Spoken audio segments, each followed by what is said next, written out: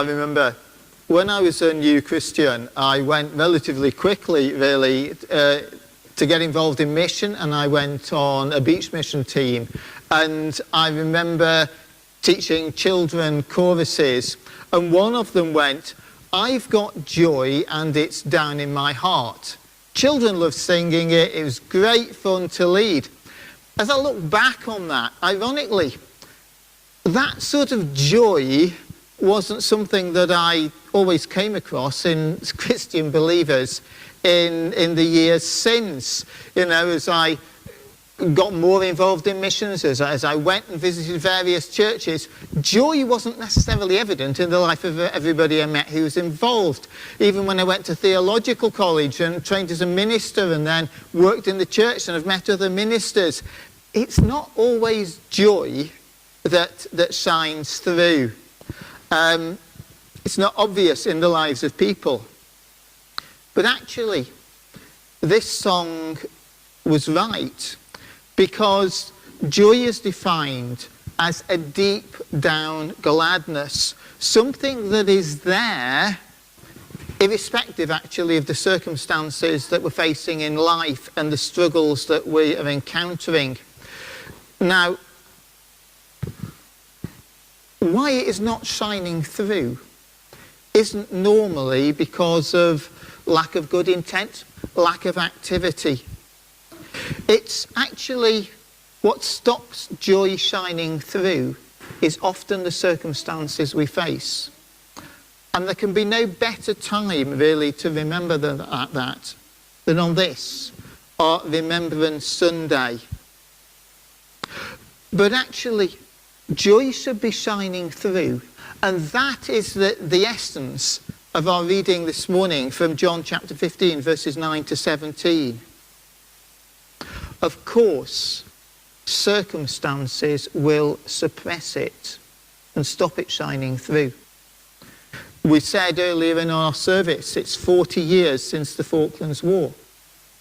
I can remember the friend Paul, who I was at school with, who when we left school, he went, and I went on to college, he went into the Royal Navy because he wanted to train to be an electrician. He found himself fighting in the South Atlantic. And of course, there have been wars since, and there's conflict now in Europe. And actually, this doesn't bring about natural joy. What it causes is anxiety, and that is understandable. That's what we should expect. Life is difficult. Nevertheless, in this passage, Jesus talks of a joy that can still exist despite these circumstances that we're in. He says there, it says in our reading, "I have told you these things so that you will be filled with my joy. Yes, your joy will overflow." Jesus wants us to have a joy no matter what circumstances we are facing in life. Of course, the big question is, how? How can we possibly have joy at such extreme times? Well, what we see about this passage, and key to it, is actually that joy flows from the relationship with the Father that Jesus has. Joy flows from the love of the Father.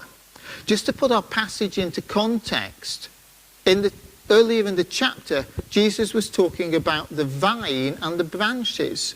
The vine being the Father, and the branches being the Christian believer, who are grafted into the vine.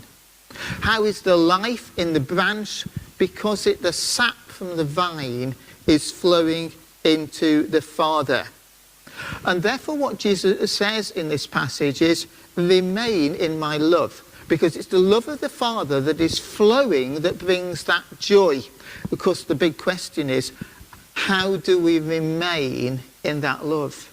How do we remain in that love when life circumstances seem to be so much against us? Well, the first thing that we see in this passage is we remain in that love by obeying Jesus' commandments. Jesus actually talks about a very practical, very doing love. And Jesus himself in his life demonstrates it. He demonstrates his relationship with the Father, his relationship being bound in with the Father by his obedience to the Father. And that's seen at its most extreme in the Garden of Gethsemane, just before he's arrested, put on a trial and executed. He would desperately want, as a human being, to flee that occasion, but he says, no, nevertheless, not what I want to do, but what you want to do. He was willing to be obedient to the Father's command, and that's key to remaining within the love and remaining within the joy. In the Great Commission, right at the end of Matthew's Gospel, can anybody remember what he actually said to those disciples?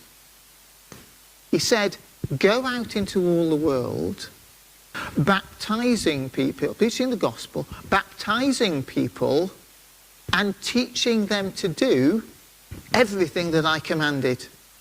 Obedience to the commands of Christ are essential to remaining in that love, and in doing so, experiencing that joy irrespective of our circumstances. You know, Jesus teaches a whole new way of life where we learn from him, we learn to live the life that he knew was best for us, and we follow that. Far too many Christians sort of look at the commands of Jesus on a sort of a pick and a mix basis. I'll take that one, I fancy that, but I'll leave that, I don't want that. No, to remain in the joy, to remain in his love, what we need to do is be obedient to his commands, and then we will experience this great deep down joy that will persist irrespective of what circumstances we're in. When do we experience the joy? In the most difficult of circumstances, when we can honestly say that actually I'm following Christ. I'm learning to live the way that he would want me to do. I'm saying not what I want, but what he wants. And in whatever the circumstances they are, when we've got that clear conscience, I did what I did for the best. I was trying to follow him. And knowing that, it sort of starts to build that joy. But the second thing we see in this passage is that we actually do that and we experience the joy. Yes, when we follow his commandments, but actually when we also engage with his purpose. Many Christians do try to follow Jesus' commands, but we get bogged down because we start to think, yeah, I ought to be doing this, I should be doing that, therefore I must. And it becomes a sort of set of rules. And it becomes sort of a feeling of being a bit almost oppressed. You know, we've got to do this, we've got to do that. And it will stay that way, and the joy will be lost unless we really engage with the purpose. What Jesus wants us to do is not so much to be servants and slaves as to be one with him. Look what he says in our passage. Look, I have brought you into what is going on. I've shared with you everything the Father shared with me. He wants us to be part of it. He wants us to be included in the thinking. He's sharing with us. He's not just saying, go and do this. He's helping us to understand why. He's helping us to understand the bigger picture. He wants us to be part of it. You know, in Greek culture, servants, well, they weren't servants, they were slaves, and they were treated not like people, but like tools, something to be used. Jesus doesn't want that. Jesus calls us friends. He wants to bring us into the thinking, the reasoning why. I remember years ago, I knew a mechanic in the town, and he trained, and he eventually set up his own garage. And it did really well because he was doing a really good job and lots of people wanted to bring their car to him. So he thought, how can I handle this workload? He thought, I'll take other people on. So he took on other people and he said to them, I want you to do this little task and I want you to do that little task. And his reputation diminished very quickly. Because those who were just told, oh, go do this, go do that, they didn't have the same understanding, they didn't have the same motivation, it's all lost. Jesus doesn't want us to be like that, just following his commands. He wants us to be part with him. He wants us to be part of it, sharing in, if you like, the mission of the Father. And the other thing that we need to recognise or understand, if we're going to really experience joy as we follow Christ, the joy he wants us to have, is we need to know what success is. Now, throughout Scripture, we can see that God's great purpose, God's great plan, is to bring people back to himself so that they can enjoy the fullness of life. We can all enjoy the fullness of life that he always wanted us to have.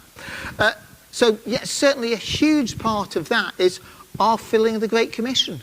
Going out, sharing the gospel, teaching people to follow Christ in all of his fullness. Yeah, that is part of it. But it's not just that. Isaiah 5 verse 7 talks about social justice. Yet God does want people to enjoy the fullness of life. And therefore, when there's oppression, when there's things that are wrong in the world, he wants us to stand up against that as well. Galatians 5 talks about the fruits of the Spirit, the work of God's Spirit within our lives, changing us. That's all part of fruitfulness. Therefore, what does success look like? Well, it's true success. It's all of those things. It's making a difference where nobody else was. It's changing circumstances, but more than that, it's being changed within ourselves. The Christian faith isn't just a telling faith. Go out and tell people what to do. No, it's a living faith. It's a faith that changes us.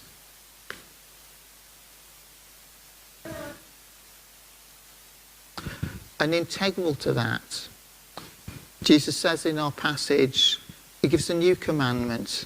He commands that they love one another. Why is it actually often so hard to share the gospel? Why is it people don't respond to the gospel when we share it?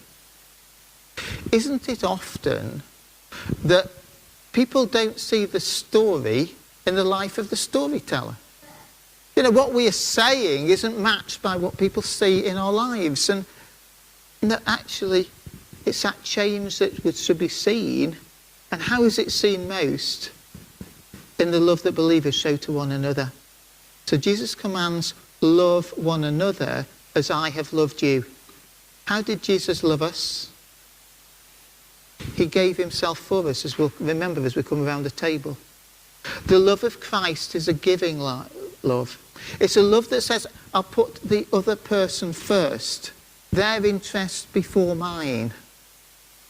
That's integral to the change.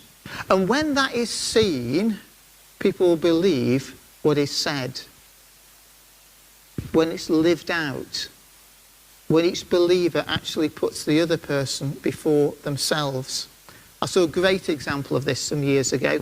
Deborah and I, shortly after we were married, we joined the church, and there was a lovely couple, much older than us, in the church, and they lived in quite a humble house, quite a small house, but it's a very nice house in the town. And after we'd been there a couple of years, I remember talking to this chap, and I mentioned that there's some lovely big houses in the villages outside the town. And he said to me, he said, oh, yes, he said, Joan, his wife, and he said, and I used to live in one of those. And then he told the story that his sons had an idea about to do something for Christian mission to set it up in the area. And they had the ideas and they had the energy. What they lacked was financial backing. So he thought he would back them. And to cut a long story short, it all went wrong. And the reality was his house was repossessed. There was a little bit of equity left in it, but not much. And then they had to buy this little house in the town. And it was in a dreadful state. And he said to me, we really don't know where to turn. But then what happened was the church did it up. In a couple of weeks, They just went in there, they saw the circumstances, they put themselves out. They had other things to do, but no, that was the priority. They showed true love, turned it into a lovely home. Real love is seen, it makes a difference. Yeah, this morning we remember the sacrifices of people in conflicts. Conflicts past and, sadly, conflicts present. It's a clear example, probably the clearest example, of doing something for the benefit of others. It's really in its essence, it communicates what we really mean when here in St George's we often talk about investing our lives in the lives of others. Doing what is right. Yes, in this world we will face struggles. Who knows what we will face in the years to come? There are hardships, there are struggles. Jesus wants us to have joy. How do we have that joy? Not as if the struggles are going to be taken away, but in the struggles, by obeying his commands, by engaging in his purpose, by recognising what true fruitfulness looks like, that change of life. And that way we will enjoy joy. That peace of mind, that confidence that we have, that we are in Christ despite the circumstances. Jesus says in our passage, there's no greater love than to lay down one's life for one's friends. That's what Jesus did. That's what we'll remember as we come along round the table. Let's, as we do that this morning, remember that's his calling on all of us.